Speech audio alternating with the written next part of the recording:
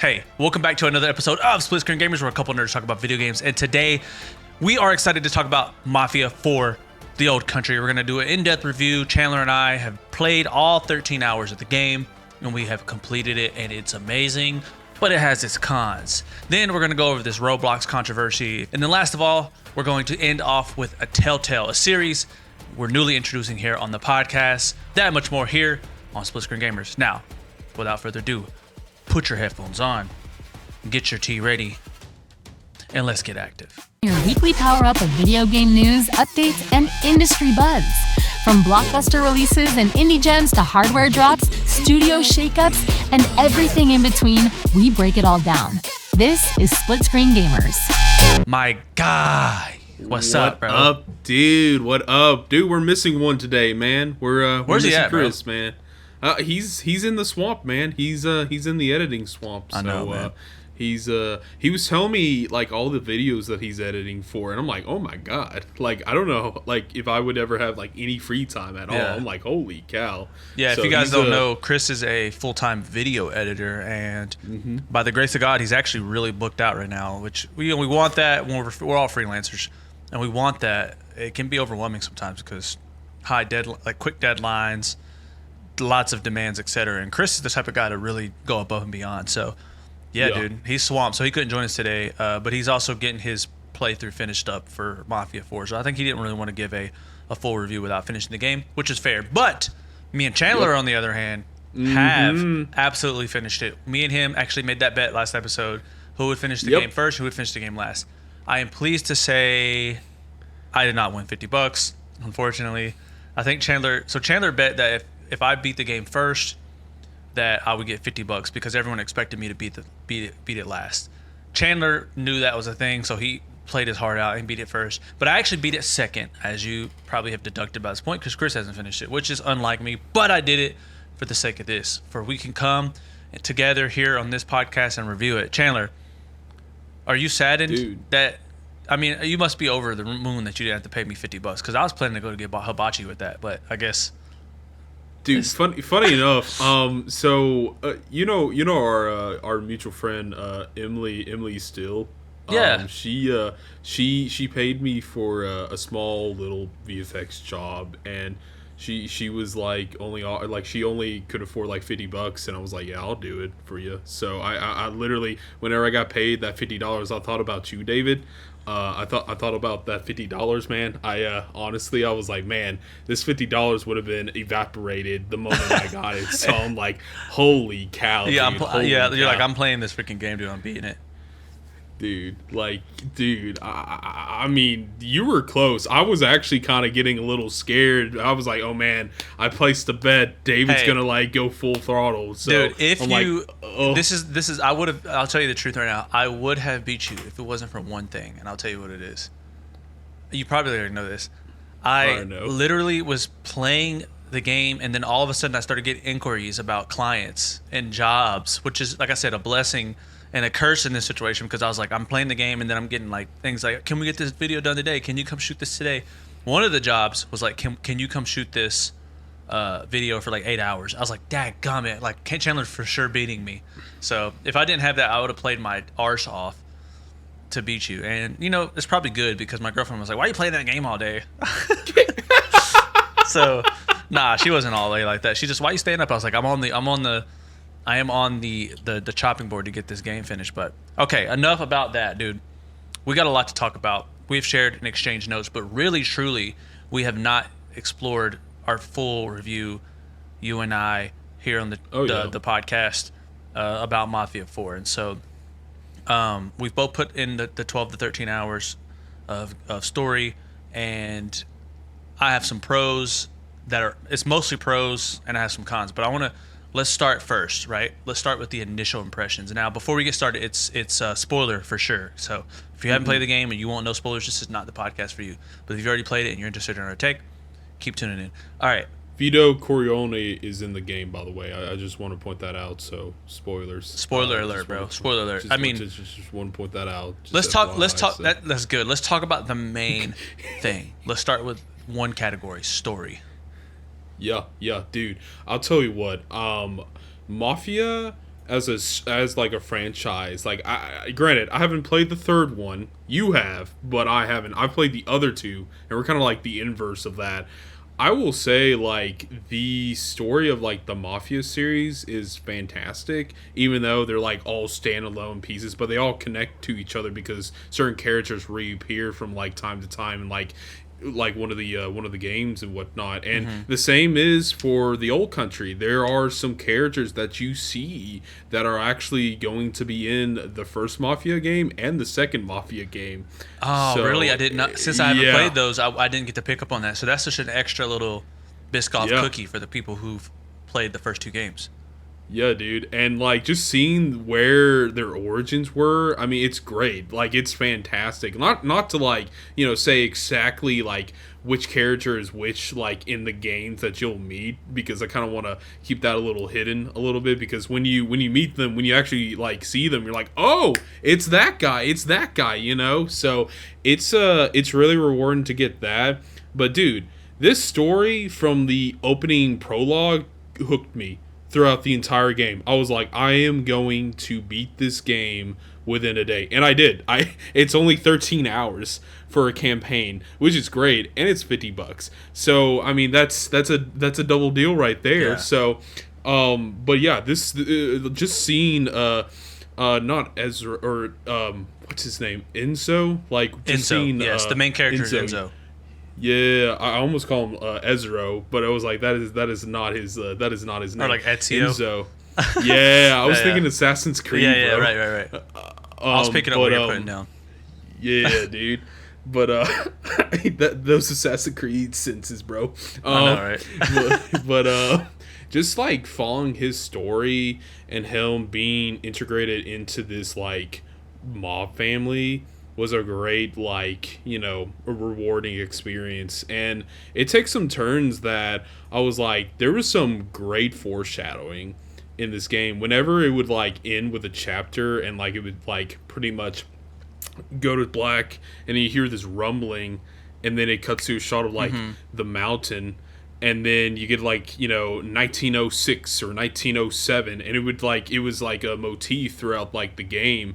And it's also just like, foreshadowing too. So to describe what Chandler's talking about here, you play as Enzo, and he is a 18. I think he's like 17, 18, 19 years old, something like that, very young, and he is a miner. He works in the caves. It's damn near indentured servitude. It's like very low pay, almost slavery. He's a debt save. Exactly, and so he loses a friend, his best friend, in the cave when they were sit down to check on a lost expedition into the cave, and the cave begins to crumble. And so the motif that Chandler's talking about is the sound of that cave crumbling, because what happens throughout the series is Enzo runs out of the cave. He ends up coming through a series of events, ends up coming into a job with this mafia who runs a specific city in Italy, and it's beautifully crafted. The acting is incredible, and the motif is that you through each chapter you hear this noise that is happening, kind of calling back to him still being a mine boy who is trying to crawl his way to the top. That's the idea, is because he starts off as a lowly, you know, poop scooping dude at the mafia in the mafia, which is they kind of run a vineyard. So, like, you know, this mafia, he's scooping horse poop and this and that. He works his way up to be Don Torrisi, who is the Don of the entire mafia, his right hand man. And so it becomes that's the arch, and that's kind of the arc of every mafia game. And so, but what's so beautiful about this one is that the game. So I played Mafia 3, and I know there's like mixed reviews on that, and I enjoyed it because it was my only entry into the franchise. But I've always enjoyed a rough and tough, started from the bottom, now we here, aka Drake lyric, like type game. I've always enjoyed it, and I think what this one did that the other ones didn't was it kept reminding you of the heart of the character. Like, Enzo is not a bad guy. He's a guy who was out there, had nothing to eat, no money to his name, skinny. He gets saved by this mafia, and they show him love, and he only by honor and respect for what they did for him continues to work for them. And he starts to see some beauty in it and some love in it. And he actually makes friends and he finds love in it, and who happens to be the Don's daughter, which is a big conflict within the game. But like Isabella, Yeah. and this and that. But like the whole time, he always has this kind of idea that like, hey, this isn't what I do, but like I'm doing it because these people have done something for me that I have to repay. Once he feels that debt is repaid, the game kind of starts to crumble into this like betrayal story, if you can put it that way. And so it's beautifully told. It's beautifully acted. I mean, one of the main things that I loved about this game was the acting. Could you attest to that at all, bro? Yeah. No, I agree 100%. And I want to give a shout out to the voice actor for Don Terrizzo. Like, he was incredible. Like, I was like, holy cow. I was like, oh my god. Like, he looks like he would be a part of, like, the Godfather franchise. Like, in tone, just in, like, mannerisms, everything. I mean, he killed it. It was almost like he was trying to be his own, like, Vito Corleone without copying and pasting it. Yeah. Like, he was that old Sicilian mob boss. It was great. And then all of his, like, you know, like, underbosses and stuff that work with him, like, Luca, like, he was terrific in it. Luca was fantastic. Luca was a character ends up being like a really good friend to the main character Enzo. Yes. And that relationship builds very deeply, and you begin to, as a player, really sympathize with Luca's plight because he's the right hand guy to Don Torrisi, and he also has a wife and a kid, so you can see yourself Enzo can kind of see himself in that character. So Luca's awesome, and it's like everybody. I can't think of. There's like no con acting wise across the board for me. Like I thought the acting was incredible. The voice acting was great. Yeah. The guy who I think his name was Tino or the older guy. He was another like underboss. He was the you know, not to get into spoilers, but he plays a major part in the later portion of the game and stuff, especially with him and Isabella, the older man. He's like, you know, truly like, you know, he's honor bound, he's duty bound, but it's like for the wrong reasons, and it really just makes you like vile him even more. It's like this man is like the old way, almost like symbolizing the old country, you know? Yeah. So I thought he was terrific in it. But, you know, Enzo and Isabella, they were great too. I mean, they were fantastic. And like those actors that played them, like they made you feel what they were going through. And any time that I watch like a performance, either like, you know, a movie or TV show or playing a video game, bro, like I don't want to think about the actor's name. I want to think about the character's name that the actor's playing. Right. I want them to like totally like, you know, dissolve themselves into these characters. Basically method acting, but there was everything that Christian Bale does. Yeah, literally. So, literally Christian Bale or Marlon Brando or any other actor like Daniel that. Day-Lewis, all the goats. Yeah. Oh yeah, dude. Even Tim Curry, like him, like everybody, dude, like straight up. But yeah, like I would definitely say this is like a game with a very like heavy cast, like a very like, you know, strong cast attached to it. And even like the villains, man, I mean, they played their parts great. Like the one like guy who worked at the mine that challenged Enzo to like a knife duel and whatnot. He was despicable. He was great. And crazy, very crazy. Yes. All of them, you're right, dude. And I wanted to point this out. Something I noted, which was that every character that you meet in this game is like, there. You know, the typical thing in a game is like you have these, especially let's take Assassin's Creed Odyssey for example, which is regarded as one of the best in the series, honestly. But even in that game, it's so huge and there's so much to do. But when you meet a side character, they send you on a task. Very often, you find yourselves no longer caring about that character once the quest is completed. The quest is only to garner some sort of reward, whether it be XP or some unlockable weapon or something like that. In this game, it's not an RPG, so it doesn't have those elements for one. But for two, so it's not directly comparable. But for two, it's like every character that you come across, whether it be small, large, in the middle somewhere, you get a hint of how they live their life, etc. So, I'll give you an example. Right, there is towards the end of the game, you are looking for a character who has gone missing in the city, and apparently he's someone that has done the mob wrong, or sorry, a good friend of the Don, who has apparently done something wrong, and you go look for him, and you meet these two guys playing poker at at a table at the top of the mountain. You remember this scene? Yes, And I do. and I our know character exactly what you're our talking character about. asked them like, "Have you seen this guy?" And they go, "Oh no, last night we were getting drunk with him and like had a good time and this and that, and now we're like hungover." But it's like that little moment Yeah. they could have just like made the guy go, "Oh yeah, I think I saw him last night," which you see a lot in modern day games, but they didn't. They gave Yeah. these two characters a little bit of a sense of oh, also that you realize that they got kind of bullied into getting out of the building that they were in with him. So you get this sense that there's people are kind of under this dominion under Don Torrisi. They respect him, but they also fear him in a lot of ways. And so it's just Yep. little things of that nature. But the most impressive thing to me about the story is how they were able to weave the mass amount of cast members in a way that felt intentional and very, very large, very, very very, very full in such a unique way. I mean, like I said, every single person you pass, down to the Baron or the chief of police or anybody, it's like Yeah. all of them had like a scene or they had a thing about them that was awesome. I loved the story so much. The story was so good, bro.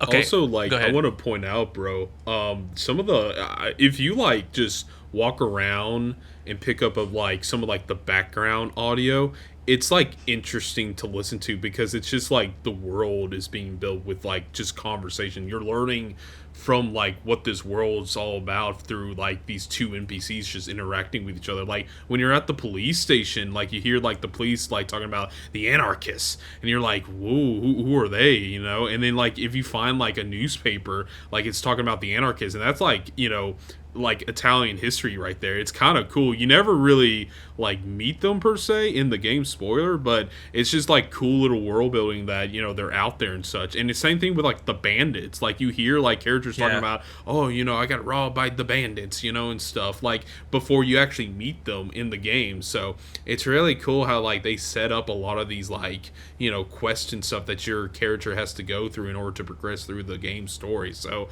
I also wanted to point out that Don Teresi's, like the Teresi's family sigil is a bull, and like that's like symbolic in a way because, you know, bulls, like, you know, in nature they are peaceful creatures, but when you route them up, like when you're like trying to get them rowdy, like they will go ballistic. That's why bullfighting's a thing. So and that's a little bit of that's a good point. too. And I didn't even catch that, but that is definitely a metaphor for how the entire game plays out. But let's move on, and I want to kind of go into some cons of the story real quick before we move on to the next category. Were there any cons on your end at all for the story? Dude, so I wouldn't say story per se. I would say more performance-wise, man. Like, sometimes when, you know how, like, in modern games, like, especially, like, AAA and AA games, they try to do this really cool thing, and I love it when they do it. It's where you're in a cutscene, and the cutscene's about to end, but instead of, like, cutting to, like, a different shot or a different frame, it cuts to like, or I realize I say different shot, but it will cut to a different shot. Whoops. But I was like, wait a minute. But instead of like cutting to like black or something to like get you back into like the gameplay, it'll cut to like a shot where it looks like it's, you know, part of the cinematic, but it's not. It's like almost like a very slight dissolve back to the gameplay, but it looks so good that you don't even realize it. Like a lot of games do that. Like a bunch of like the newer Final Fantasy games do that, or like, you know, The Last of Us has done that too, man. I mean, it's such a cool effect, and it's like an effect that movies or TV shows can't do, but video games can, and it's awesome when it does. Right. So when the Mafia Old Country, when I was playing it, there was a lot of like lag and just bugginess with like them transitioning from cinematic to gameplay, and it was really annoying, and especially during like certain like missions too, because there's like a bunch of NPCs textures, walking around, a bunch of like things happening. Like you're talking. We must have experienced that at the same time. I had that during the car race, the horse race. The baby christening, like all that stuff. Yes.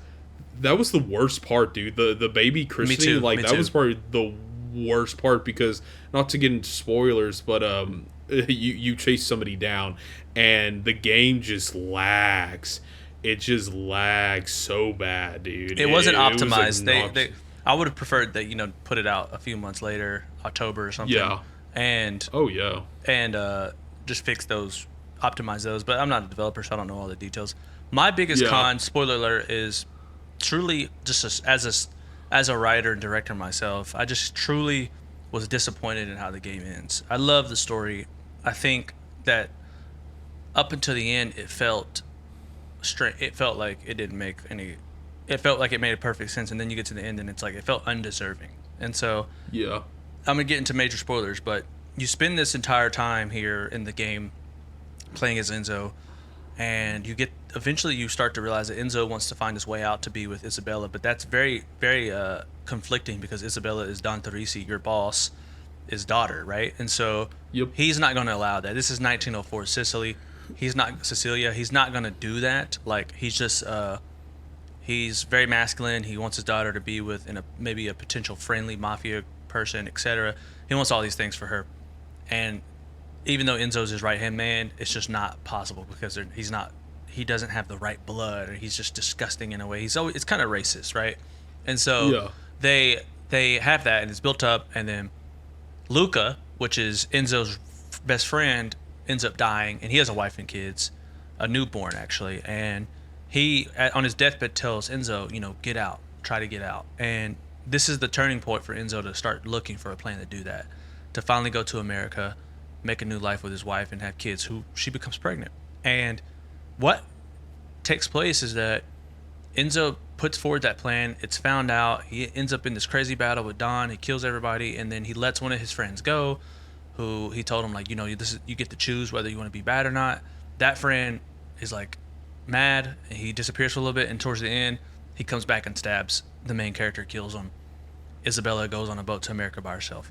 Very strange ending to me because it was like the whole point of the game for me was that Luca was like a foreshadowing of the eventual fate of Enzo becoming the right hand man, being very competent, having a family, and then dying. But he was able to warn Enzo, and Enzo made steps to get out, and still he dies. So it was like a very undeserving thing. He also worked his way out of the mines, etc.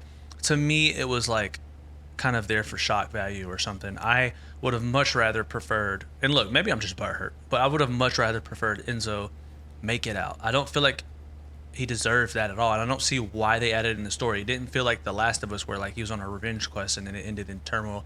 No, he like took the steps. He was an honorable man and took the steps. What do you think, Chandler, about that? I'm so glad you bring this up, bro. I also felt the same. I felt the same in a lot of like aspects that you like pretty much stated. I felt like at first when Enzo actually gets killed by the like nephew of the Don. Yeah. Can't remember his name. His name is like starts with a C, but he's Caruso. like very like he's like very spoiled, like very snarky, like just kind of like almost like a player, almost like doesn't really want to put. But in the him, work, and Enzo like, become friends, like really good friends. Yeah. And it's very strange. Yeah. Sorry, go it's ahead. very no, you're good, bro. No, I agree. Like they become friends, and I think they're like. It's interesting that they became friends because they're like the polar opposite. Because Enzo's more like the hard worker, like more modest man. The other one's like grown up, like essentially rich almost. Like so, it's like kind of interesting that they became friends, and they even like say like me and you Enzo, we're gonna be together forever, and they even like say that whenever he stabs him. It's like, oh wow, well. That's awesome, but I say awesome, but that's like, oh really? But I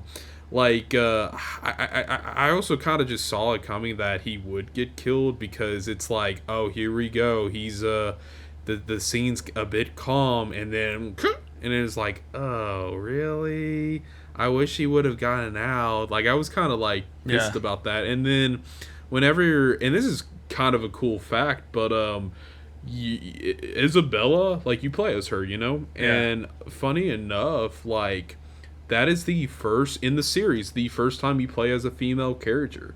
So it's interesting, like she would be the first like female character to play as, but you only play as her for like one mission, and that's it. Like, you're basically done. And like, I felt like it honestly could have just been like a cinematic where it's just like a long movie and then it would be like, concluded. But that's just me. I also felt like with like Isabella going to America just by herself with her like unborn child, I wish there was like more clarity of who that child was, because there's been so many theories about it, like nonstop. Like, he could be the child, like he could be this character or that character, and like I think it's definitely Nico. Yeah, From I definitely from GTA 4. She somehow gave birth to a Russian baby. A Russian baby, and that baby has froze over for like almost a century. Yeah, right. I forgot. Yeah. Oh my god! Like, seriously, like, we get no answers to that. Yeah, and I'm truly. like, they're obviously trying to connect like these characters to like the main like line characters. I know it. It has to be. Well, that seems like the only reason they would kill Enzo is because whoever they're trying to make that baby is a character whose dad is no longer exists or something in one of the previous Mafia games. Which, if that's the reason you did it, then I don't like it. If like, make the game just like, let it be a standalone story. You know what I mean in that regard. Yeah, no, I agree. And I honestly, I would have been okay if like Enzo like didn't like I would have been okay if Enzo like lost an arm, lost a leg, lost an eye or something like that. Like, I would have been okay with that, but like, I felt like they could have kept him alive towards the end, I don't and know like why they have did that. his like have his wound, have his injury as like a symbol of like the past and stuff, kind of like the carving on the horse of his name from his dad that pretty much sold him into slavery, like dead slavery. So it's it would be like that, man. So his life is tragic. Enzo's life is tragic. Dude, it's undeserving. Now let's get into some of the meat and potatoes I'm sure people want to hear about. Gameplay, visuals, etc. Like, let's just kind of make it a hodgepodge. I feel like we talked about the story a lot because it's a story game, very much a movie game, very cinematic. But let's kind of get into the pros first, and then we'll get into the cons. I'm curious, like, visually, what stood out to you? What was like? Did you like it visually? Was it something that you felt like was lacking? I felt like they captured Sicily, like old Sicily, really well. It honestly felt like you were playing Part 2 in all the flashback scenes of The Godfather Part 2, honestly. Like, I felt like I was in Sicily, So I definitely feel like they captured the old country, no pun intended, the old country. So, like, I felt like they definitely captured Sicily in that regards. I also like the lighting of it, man. Like, whenever it was really good and it wasn't buggy or textures weren't popping in and out and stuff, it looked solid. And like, I agree with what you said earlier. I felt like they could have like waited till like October and November to release this game, so that way they could easily optimize it, further. So that's just my take on it, bro. I also felt like when the animations for the driving mechanics, like whenever you did drive, it looked pretty good, and it almost like it still has that same feeling whenever you would drive like in like the other Mafia games where it feels very realistic. You can't they're good at that. Yeah, like you can't be a jackass like you are in GTA or like Red Dead Redemption. Like, you basically have to treat this like real life driving. And like, whenever you're trying to brake in the game, like put the brake ons and stuff, like your car takes a second to stop. Like, it's not an immediate stop. You have to like act like you're driving. So it just goes with like the realism of the game and stuff. So the cinematics were great, dude. Like, all the cinematics, like, I have no complaints about those, man. I thought it really felt like you were, like, watching a movie. Definitely when it's the scene whenever Enzo's invited into the Brotherhood, and it's so beautifully lit, and it's underneath the house, and they do, like, a ritual and a ceremony where he's, like, inducted into the family. I thought that was really cool, dude. Yeah, I also like the opera scenes, too. Not to get into spoilers, but the opera scenes were pretty Oh, my cool, gosh. too. That was a big set piece. I think visually it was really good. I mean, I really enjoyed the game. It was super beautiful. Having been to literally Sicily before and seeing it, like, I thought they captured the essence of what Italy feels like truly. Like, it felt so relaxing and gorgeous, and even the wardrobe that they chose to put on the players was great. I feel like the water, the like you said, the lighting, the architecture stood out to me very prominently, especially Don Torrisi's house. Like going into his house, seeing the architecture that they and look. That's like probably one of the easier things they do for a developer. But interior design, and I won't even say easy because nothing a developer does is easy. It's all very difficult. But like just capturing it, lighting it properly, shadows casting in through certain times of the day. It was just very, very beautiful. It was honestly, it checked all the boxes for me. There were points in the game where it was on par with Red Dead Redemption 2, and that's look. The thing is, that's a heavy comparison to make. But there was, like I said, times. Red Dead Redemption 2 is one of the, it's like unmatched really, but it had some moments where it was just absolutely stunning, and I agree with you with the car mechanic. The motion blur was really beautiful during the car driving. I don't know what it was, but I bought it on Steam and I got access to this like really fast car. Did you get that for the pre-order? Yeah, I actually did. Because, it's like, you know what I'm talking about? Yeah, I know exactly what you're talking about. Because once you're like at a certain point into the game, into the story, you unlock it because you unlock the car like garage and everything. So I definitely got the same thing that you did, bro. So it's super specced out. It's super fast and super fun. Yeah, dude. I honestly, I'll tell you what. I actually drove that car more than anything else. Like, I didn't even like get a horse or anything like that, unless the game forces you to ride a horse. So that car was so sweet. So I think it's. Oh, go ahead.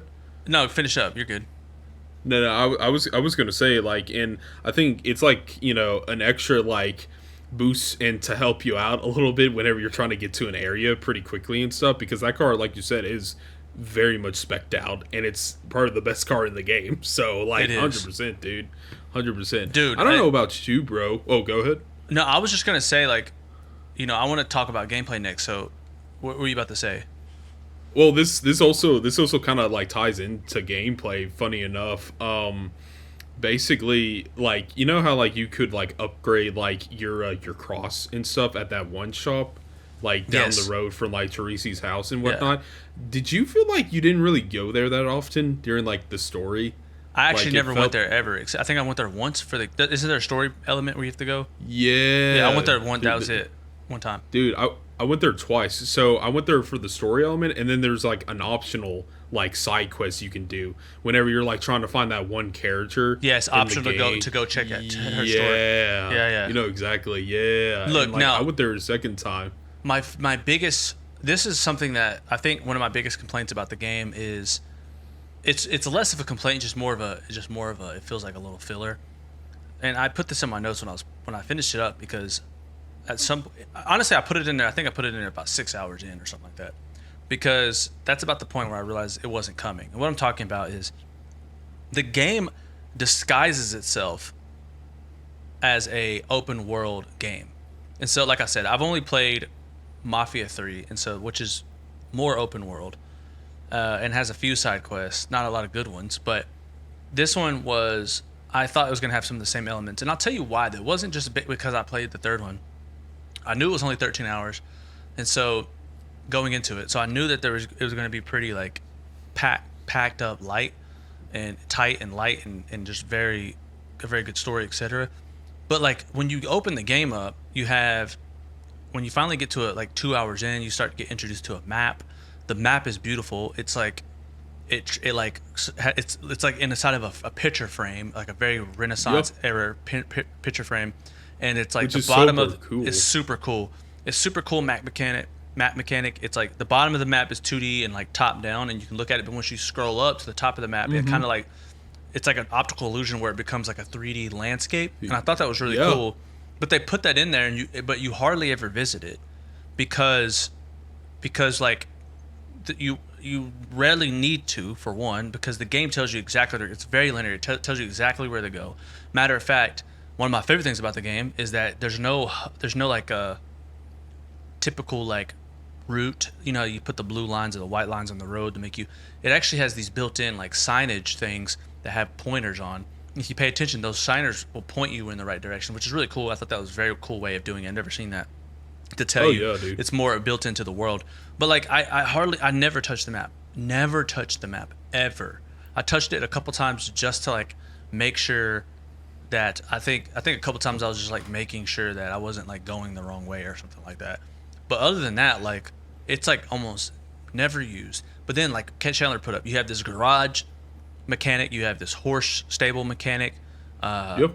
you have all these things, but like I don't ever find myself using it because more often than not, actually like 98% of the time, the mission starts and you walk, and it's either they say get in the car with them, you drive, or they make you get on a horse and follow them. It's very rarely do they ever give you the option to like go get your own vehicle. And so I thought it was just kind of like an extra thing. They could have just kept this very linear, like an Uncharted game or Last of Us game, and just done it that way. But they give you these options, and dude, it's a lot of options. You get a lot of car options, a whole lot of car options. You also get a lot of outfits, which I'll never complain about getting outfits. But it's like hardly do I ever find myself in a position to, first of all, you got two options. You got story forced outfits, which are like what they intend for you to play if you're playing the story in outfit wise, right? And then you have like you can choose your own, which I chose story. But it's like very rarely am I in my apartment where I change clothes. It's like little things like that it was like very strange to like guys and all these. They have all these weirdly open world placed open world mechanics, but I'm never doing any open world roaming. You know what I mean? Yeah, no, I agree with you 100%. And you know, this game, since we're on the topic of like the other Mafia games, like you mentioned 3 and how like it was super open world and like there was a bunch of like side quests you could do and whatnot.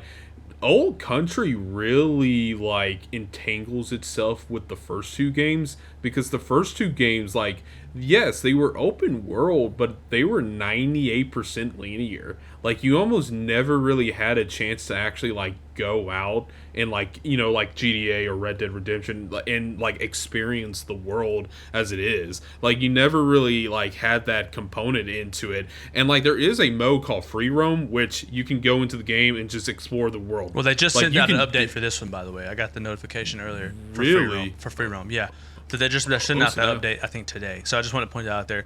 But like Free Roam to me is like, I mean, once I beat the game, I really want a Free Roam. Yeah, like, I got too many games to play.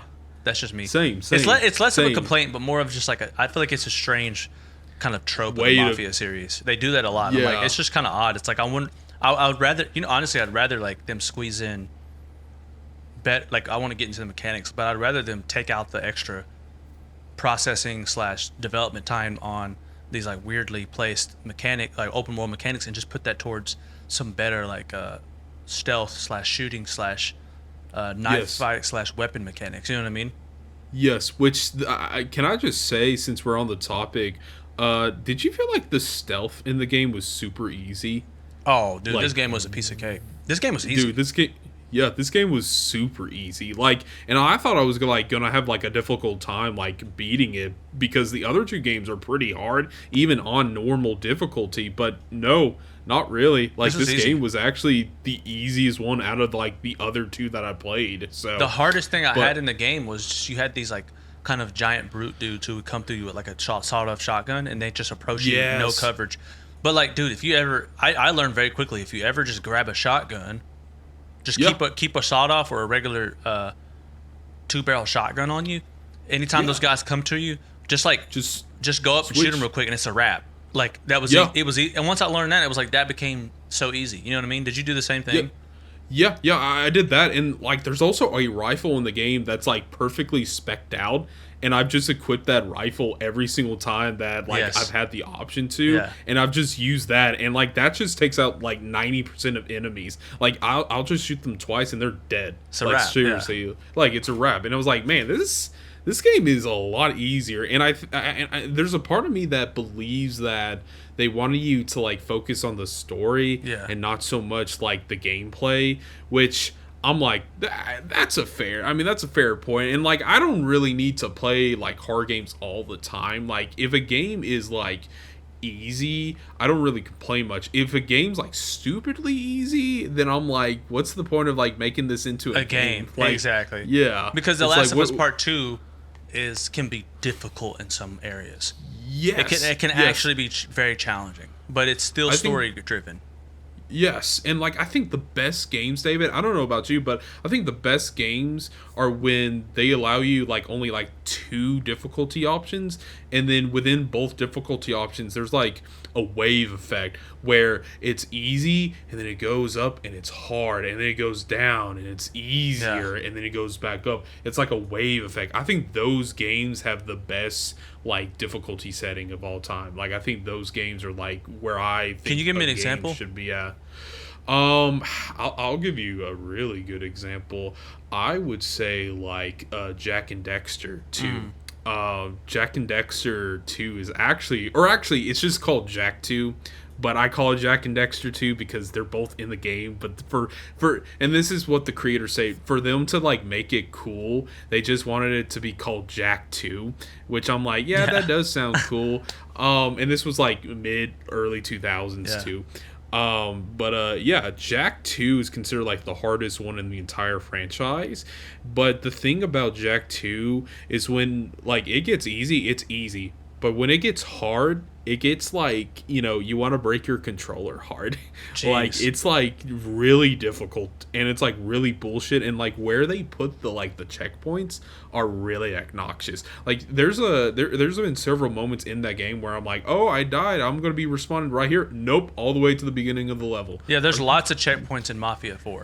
Lots of checkpoints. Yes. Like even inside of camps, like a big thing of the Mafia series is like you get thrown this like camp / just area where you got to take down a lot of enemies and make your way towards the main guy or something that you got to take down.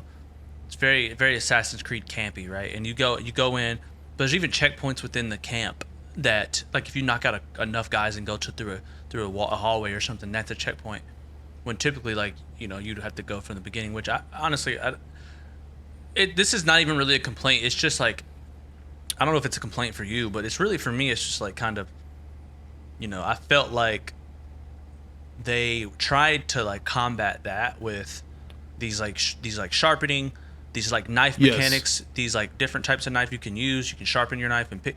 Dude, I'll tell you right now, I sharpened my knife on the tutorial and that was it. After that, there's no reason to sharpen the knife ever. I actually did the same shit, dude. You know what I mean? I know exactly. I did the same thing, unless I was just like using my knife like pretty much religiously, which is like open up like the loot, like the treasure chest. I did that too though, and I never sharpened it still because I did all my takedowns by choking, and I did it. Only time I ever did a knife takedown was when there was an enemy coming and I had to get it done quick, and then but that happened like 3 or 4 times. Yes. And I'm like, I'm with you, bro. I barely sharpened knife. Yeah, it's. I wouldn't say stupid easy because there were moments where I did die in the game, like because like enemies were just like coming after me. Yeah. But it was like easy. Like it was definitely an easy game. So much so that both you and me pretty much completed in like under 13 hours. Like dude, it was super easy. I enjoyed the game, super easy, but it like I think they could have done with a little bit of a Mafia, Mafia does even Mafia 3, which is like a large game, it kind of has like similar like things where it's kind of the mechanics are a little weird and like clunky, and not like wall cover is something. I think wall cover is a tool for me, wall cover is really only in place for games like something like Splinter Cell. This type, like the best like stealth mechanics are I think that I've played are in Splinter Cell, but like The Last of Us does it really well too. You can prone, etc. Like do all that, and so I think I want to leave last before we get into like our final review and what we kind of put it in the space of split screen gamers. Like I want to talk about this reoccurring theme in the game or reoccurring thing that happened, which is a big part of the game in the time period, which are these knife fights. Yes. What'd you think about those? What are the pros and cons for you on those? I thought they were the funnest parts of the game, honestly, because it's like rock, paper, scissors almost, where you have to like guess what your enemy's about to do. But honestly, I say that and I kind of just bullshitted the knife fights a little bit because they were like too hard, honestly. And anything else in the game, they were pretty easy. I probably only died once and that was like towards the end of the game. And you know exactly which like moment I'm referring to. It's you know, but that was like the one time that like I died within one of those knife fights. Let me ask you this: like, in the knife fight with the chief of police, did you win? Yes. What happens if you win? What happens? I honestly, dude, he was good. Yeah, he was good, but like, wait a minute. I'm talking about alternate. Dude, there's an alternate ending because I lost, and I thought it was intentional. He was like beating my tail, bro. He was so fast, and he had to move for everything, and I was like, this guy's good. I'm talking about the guy who like led the police. Remember when you're like outside, when you're like had the mask on? I remember that. I didn't know there was an alternate. I did not know that, dude. What happened with you? I pretty much like we were like kind of tied neck and neck, and like the other like guys that you're like you're friends with and stuff came to save you and whatnot. Like they came just in time. I didn't know there was like an alternate like. Well, I lost. He kicked me down and like got on top of me. He was about to hit me, and then my guys pulled up, and he was like, "Yeah, that was the same thing." Oh, yeah, okay, got you. I guess it just happens at a certain health level. I see. Yeah. Okay. That's wild. Okay, well, brand new world, I guess. Yeah, so, well, holy cow. Dude, yeah, I think that, for me, the knife fights were, like, super cool. Like, it was, like, very much, there's even, like, a training scene where, like, you realize the culture of the knife fights, etc. There's, like, Luca, there's a respect to it. It's, like, kind of an honorable thing. Like, instead of your gun, put your knife up, put your hands up like a real man, etc. And so they're like mini sword fights, and they're super cool. And there's like a parry and a dodge mechanic and a perfect parry and a perfect dodge mechanic, and there's 3 different fighting styles. You have a strike, you have a slash, and then you have like a powerful slash and all that stuff. So it had some pretty cool. I found it a little clunky at times, like, you know, like it's just the nature of the Mafia series. It's kind of clunky mechanics are kind of the charm of the game, I think. But yeah, dude, let's you know, we've talked about it, we've played it. Let's give it a review, bro. I'm talking a 0 to 100. 0 to 100. That's how we do it on 0 to 100. That's how we give it on Split Screen Gamers, baby. We have to come to an agreement, like kind of like Metacritic. Exactly, okay. Metacritic. I get you. Man, this is hard. I would say an 82 out of 100. I would say an 82. I'm glad you said that. Can we compromise at 81 because I was going to give it an 80. Really? Okay, yeah, I'm cool with that. Let's give it an 81. So. I give it an 81 because where it shines in its story and its visuals and its acting and its kind of charm, and it has a combination of violence, a combination of honor, masculinity, romance. Like, it has all these. It has a story of revenge, a story of hate, all these things, and it feels like a novel in a way. It feels like that. While it has all that, that is the best part about it, and it lacks in its game part. It lacks in its being a game. The shooting feels like a secondary inclusion. The knife fights feel like a kind of a means to an end. The stealth is overly easy and overly simplified. Where it shines is in its cinematic storytelling. And so I think if it was up to par in the gameplay mechanic, it would take it easily to 100. And I think for that reason, it will not make it to Game of the Year. But I think for those same reasons, it puts it into a special place in my heart, and I'll always remember this game. Yeah. Same here, man. Same here. Would I put it in my top 5 for this year? Let's just see how the rest of the year goes. Because, we don't. Honestly, we don't have a lot left. What other games are coming out? I'll have to look, man. I mean, there are games that are coming out, bro. Is Ghost of Yotei coming out? Too many.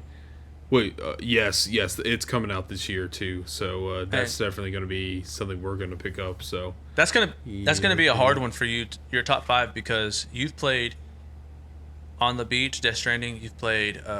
Yep. You know, you've played Claire Obscure, Expedition 33. Yep. And like, we're gonna have Ghost of Yotei. That's already 3, and I know I imagine it's gonna make it because it looks good. But let's just pick the top 5. Like Bonanza. Donkey Kong Bonanza. We also don't we have Resident Evil and 9. I Or thought is that was next? coming out next year. Sorry, that's not next Resident year, Silent bro. Hill 2, or the new Silent Hill. Is that coming out this year? The new Silent Hill. Yeah, Dude, Silent Hill F. F, dude, that's coming out. Like, I'm talking like we got some heavy hitters coming, Heavy bro. hitters. And we're definitely forgetting one. So like, one or two. So, like, I can't imagine. I know. Don't we get the new Outer Worlds this year? I think so. I think we get the new Outer Worlds too. Yeah, at its new price tag too. So Yes, we're yes. getting that too. So wow, Yeah, it's gonna be hard for Mafia to make it there, but that's all dependent on these games being good. Like, the fact of the matter is, Mafia is definitely deserves a spot up there. It's just a matter of will it get knocked out or not. For me, right now, it's Yeah. in my top 5. For you, is it in your top 5 right now? Probably for right now until one of the other games kind of swoops in. Yeah. It's like, hey, goodbye. Yeah. You swimming with the fishes, Straight up. So Straight yeah, up. dude.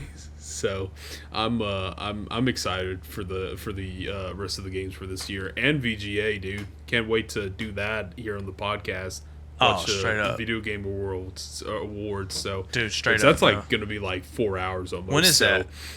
That's like in December. Oh, They do dude. it like late in the year, dude. So That's awesome. I'm glad they do it though. All right, bro. Look, this is a long one, but we promised the people like we're gonna talk about it. I wanted to really get into the Mafia stuff, but give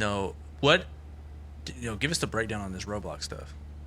dude, so can I just tell you the origin of Roblox for me at least? Sure. So back in summer camp when I was real little, there were like 2 games we used to play. RuneScape or Roblox. And usually, like, if you're like a nerd like me, you played RuneScape. But if you're like every other kid, you played Roblox, because Roblox was like before Minecraft, like the first like Lego-ish style game where it was like sandboxy, kind of like you can make your own games where your friends could compete. And it was like before Squid Games, so there was a lot of like these like obstacle courses and like elimination type games that you could play and stuff. And like, you can make a RPG or a shooter or like anything else.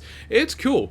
But I was actually looking up this story today because I was trying to figure out like for a segment idea for the podcast. But I caught or heard about like allegations with Roblox, how they're not really doing their part in like keeping our kids safe.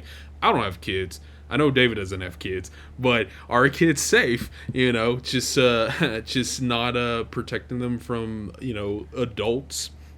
Let's give them the breakdown real quick. So Roblox faced a wave of new lawsuits this week that alleged the popular gaming platform hasn't done enough to safeguard kids from pedophiles and sexual content. This comes from LA Times. One of the latest complaints filed in the federal court of the Northern District of California claims that a predator posed as a child on the platform and sexually exploited a 10-year-old in Michigan. The man, who isn't named in the lawsuit, allegedly convinced the victim to send sexually explicit images of herself after sharing some of himself. The 10-year-old, who was anonymous in the lawsuit, met the predator last year on Roblox. So this is one example, and this article goes on to talk about several different things. But this is an ongoing thing. I mean, there's been several reports that predators are going in there posing as kids. There's a lot of kids that play Roblox, getting Robux, etc. And they're like, "Yo, I'll give you Robux. I'll like." They coerce them. They literally groom the kids. It's Roblox. People meet. It's easy to kind of pose as a kid, especially through text. Even to change your voice. They have voice changers now. I'm sure some weirdos doing that too. Like, and so and essentially, before we move on to how Roblox responded to this, can you tell us a little bit about Jadion, the YouTuber who like hopped in there and was like trying to stop this stuff or expose it rather? Yeah, dude. Basically, like, he actually has like an interesting story too, where he was actually a kid that had like been manipulated by somebody who was playing a grown adult playing Roblox, and he was actually being manipulated by this person, and he felt violated, wronged, and everything. So he pretty much made it his mission to like protect like underage kids and stuff, and like make sure they don't follow the same path that he did. So he pretty much is a vigilante trying to like help these kids out and like making sure they're staying safe, and like trying to ban certain players talking about from Schlep. like entering. Yeah, YouTuber that's who I'm Schlep? talking Okay. about. Yeah. Yeah, that's who I'm talking about. I was for a second the other day. I was like, wait, is it Slep? I was thinking the other one, but no, you're right. It is. They Slep. teamed up. They teamed up, but So Slep has been doing this, and he's the one who had this yes, experience, or it's a he or she, right? I think I don't. I'm I actually think not it's a, familiar. yeah, I'm not really familiar with like a lot of like the Roblox like player base at all because I haven't played the game in like 20 years. Like I haven't like played it in like years, bro. But he Yeah. pretty much became a vigilante and was trying to like ban these like bad users from like taking advantage of like kids and stuff, which he was doing a great job. But then Roblox was like, no, you can't do that, these vigilantes are damaging our service, and they started to ban like all these guys who were trying to help protect our kids. And Yeah. I'm like, what a major L for this corporation to do that. That is insane to do that, actually. And it really just shows like the corporate world is like kind of a heartless place Right. sometimes, so it's just like really bad, dude. It's just really really really bad. So, and apparently Roblox is actually being sued right now by Louisiana because of like allegations should. and like how yes, and they're not doing what they're supposed to be doing, is to Well, protect the children. Well, Roblox has sent a cease and desist letter to the YouTuber Slep. Yep. The report claims the company's legal complaint, which was revealed by the content creator known as Slep, has reportedly sparked outrage among users in a letter shared on social media platform X. Slep showed Roblox lawyers claiming the YouTuber violated the company's rules by engaging in simulated child endangerment and sharing personal information, arguing that these actions be bypassed the platform's official moderation channels. So Schlep, I think that's how you say it, a self-described Yeah. predator hunter with more than 700,000 YouTube subscribers, had all Huge. of his related Roblox accounts permanently banned and amid his dispute with the company. So yeah, he was out there just being a vigilante, right? And so Yep. Roblox essentially came out and explained why it removed the vigilante group from the platform. They quote, "While seemingly well-intentioned, the vigilantes we banned have taken actions that are both unacceptable and create an unsafe environment for users. Similar to actual predators, they often impersonated minors, actively approached other users, then tried to lead them to other platforms to have sexually explicit conversations," the company noted, which, I mean, I guess that is kind of the same thing. Roblox has also Yeah. stated that while most conversations among its more than 111 million daily users are safe and civil, there are bad actors who try to bypass its moderation system. The company stressed that using official reporting channels is safer and more effective than taking vigilante action. This statement came after backlash reignited debate over platform moderation versus vigilante actions. So, a lot of people, I mean, there's a hashtag right now saying boycott Roblox. This comes from, by the way, this comes from Times of India. I got to give credit where credit's due. But it's just, I just like, so essentially a lot of people are mad because there are people out here taking matters into their own hands to protect our children. They're taking the Chris Hansen route. It's just on a gaming platform. That's it. They're disguising and a lot of times,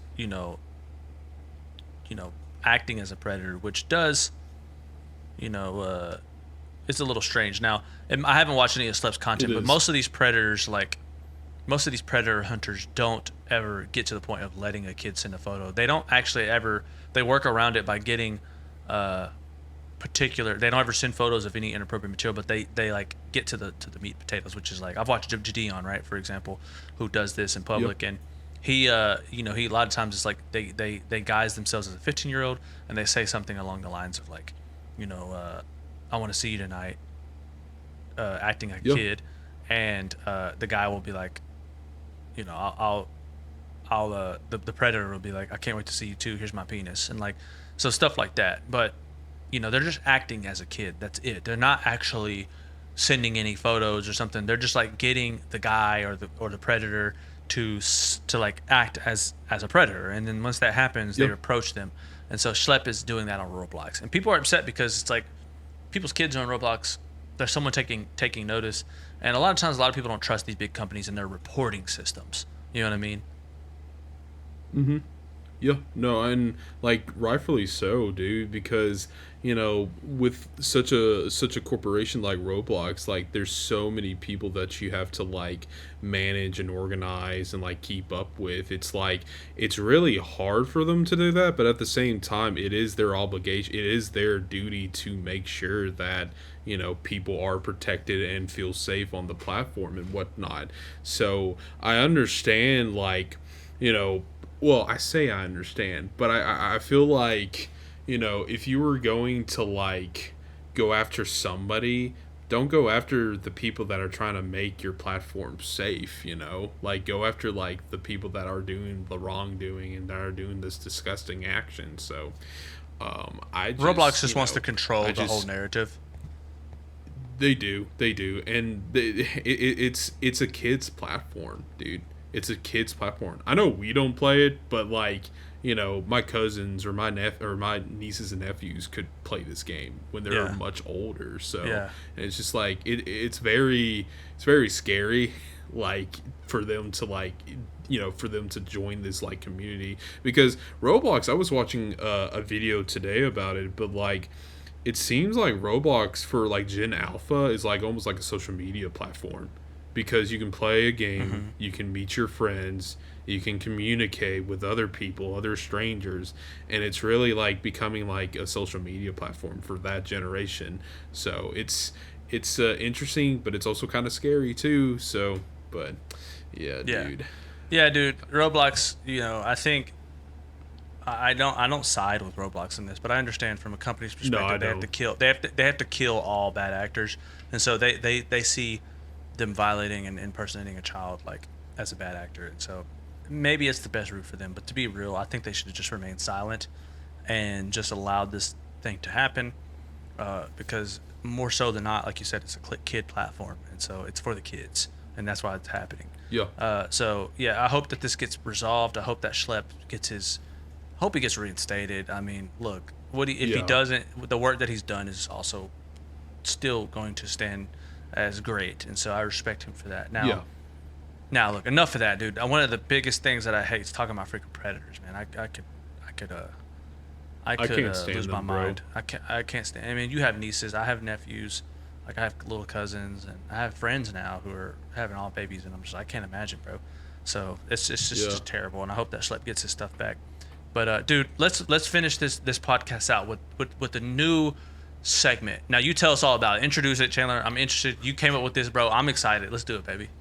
Dude, I was thinking about us, bro. I was thinking about us when I came up with this segment, because anytime we were you're talking always thinking about us, let's be real. Even when you're laying in your bed alone, dude, butt naked, like you're thinking about us, bro. And Chris. I'm just and Chris. And oh my god, dude. Oh my god, Chris, we love you, man. We love you, bro. I think about Chris too. So yeah, bro. But yeah, I'm just sleeping in bed. I was like, oh, I wonder what David's up to at like an hour like behind us, because we live in two different time zones. So yeah, man.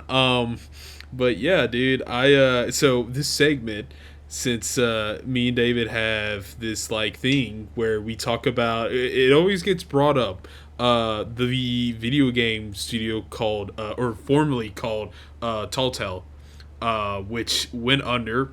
Kind of came back, one of the goats. R.I.P. Almost not really a thing. So I came up with the idea to have a segment where it was truth or dare, kind of like making a decision whether to like ask somebody the truth or asking somebody to like make a dare and like them to like pick which one and like to actually do it. So I was like, it's a choice-based game segment, and the segment name is called Telltale. So truth or dare. Telltale, baby. Telltale, man. Telltale. So, but that sounded really southern when I said that. Telltale, rather. Telltale. Like, Telltale doesn't have a hard R, bro. Why'd you say that? I don't know, man. I don't know. That boy said, Telltale. I'm like, brother, what? No, I'm joking. We are in the South, bro. We're in the South. All right, so I guess, how do we start this, Chandler? I've never, like, this is a dope concept. How do we start this? Because I think this is going to be either really revealing or extremely funny. I'm very curious. So I'm hoping to, like, not make this like super awkward. That's what I want to. That's the thing. That's the thing. Yeah. I want to avoid to make this super awkward. By the way, this is a episode exclusive. I'm gonna check how much recording time I have on my camera over here real quick. Could have been one of the truths or dares. No, we don't want to. But yeah, let me check it out real quick. Real quick. Let me do that. And now let's transition into our sponsor, who is just me, because I'm editing this video and I'm sponsoring the video. Because I'm the one funding the editing with my labor. I'm sponsoring it. I hope you enjoy that. So this video is brought to you by young David Pearsall III. Anyways, what's up, bro? How's it? Hey, bro, I have like 11 minutes left. We're good. I think we can wrap this segment. Let's wrap it up. Let's wrap it up. All right, cool. So we'll just do like one of each. So okay, we'll just do that, bro. Okay. I guess we could, honestly, I'll let you go first, David. I'll let you go first. So, truth or dare? And you better tell, my boy.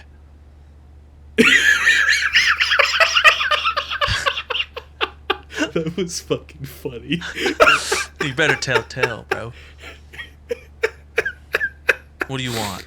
Pick wisely, because I have ideas for both. Oh God. I feel like if I pick dare, I already know what you're gonna say.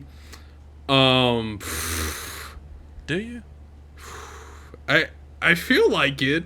See, this is a mind game. That's the other reason why I wanted to make this segment. It's a mind game too. I'll pick truth. Okay. Truth. Dang it. Oh, I wanted you to pick dare. I wanted you to pick dare, but let's do truth. Okay. Okay. Is it true? No, that's not the right way. I need to ask a question that you have to tell the truth on. I can't ask true or false because that's too Oh, God. Okay. Yeah, I almost made a mistake there. Okay. Describe to me your first strip club experience in the GTA franchise. Oh, man. To be honest with you, bro, it was probably in GTA 4. Yeah, it was probably in GTA 4. Yeah, it was that, and I went full out, bro. What? You pulled it full out? Yeah. Yeah. Dude, stop lying. No, you didn't. Just in cap, GTA, dude. In GTA 4. In GTA 4? Yeah. Yeah. Yeah, GTA 4. Yeah. You said you went into it and then what? Just we're talking about video games, right? We're not talking about real life. Yeah. Oh, I thought you confused me, dude. You said you went into the GTA 4 strip club and you went full hard. No, I went full out. I went full out. That's even worse. What does full out mean? I pretty much gave the lady X amount of money.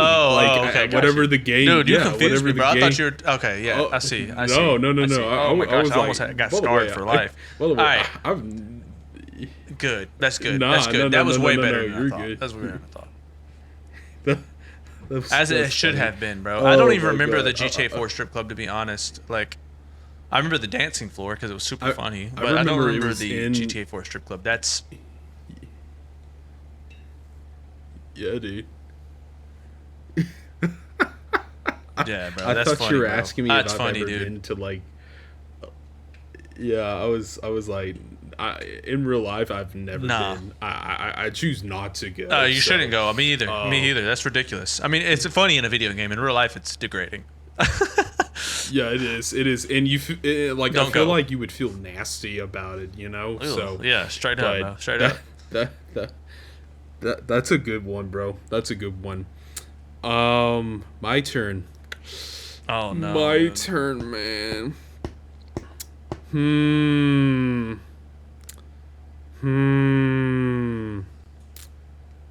Truth or dare?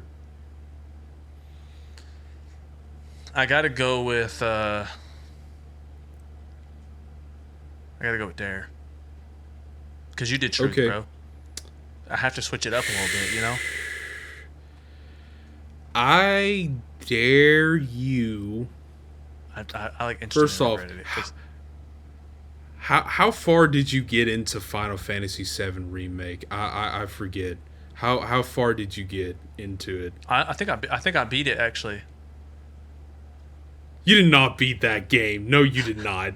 No, you did not. Dang it, dude! I got like back. You can't go back. I got into like a couple hours in. I think an hour and a half, maybe. An hour and a half. Okay. I Yeah. dare you to play it for another hour. Okay. I won't do tell that. you to like beat the entire game. Yeah, just another hour, bro. Okay. Yeah, I can super do that. easy. I'm glad. That's good. That's super easy. I can do Yeah, that. I yeah. can play for another hour. Yeah, There I got go. you. There you go. 1 got you. hour. I'll give 1 it. hour. I'll give it, and See, I'll make I'm sure not- next episode. Well, the next episode I won't be able to do it because I'll be gone. I'll be in a hotel room for our next episode. But Ooh. once I get back home, I will definitely play another hour of it. So you have to remind me. Yeah, dude. Yeah, I'm going to Absolutely, the Caribbean. but- But dude, let's wrap up so you don't run out of media. Ooh. Dude, this was a fun episode. Super dope. Super cool. Mafia 4 is awesome. Roblox Controversy is not. I encourage you guys all to play it. We appreciate you guys watching. This has been a long one. If you stay to the very end, we love you to death. Hit subscribe on the channel. We appreciate it. And watch the next episode. It's all available on all your listening platforms, etc. All that good stuff. But until next time, peace.